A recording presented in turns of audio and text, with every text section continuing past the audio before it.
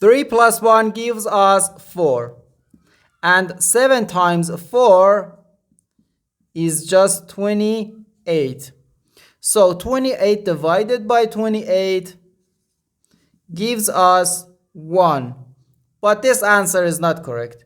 Because according to the order of operations, first we have to do parentheses, then exponents, then multiplication or division, and finally addition or subtraction. Remember that multiplication and division have equal priority and we have to work from left to right. And the same applies to addition and subtraction.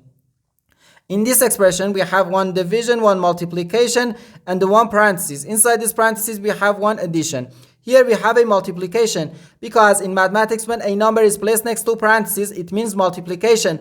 And we usually don't write the multiplication sign for brevity.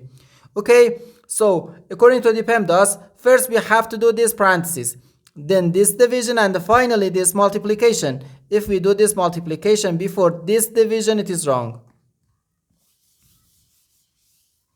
So first this parenthesis.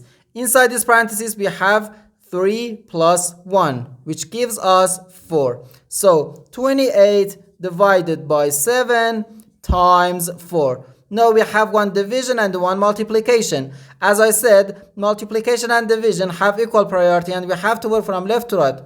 So here, first we have to do this division. 28 divided by 7 gives us 4. So 4 times 4, which equals 16. And this is our final answer to this problem.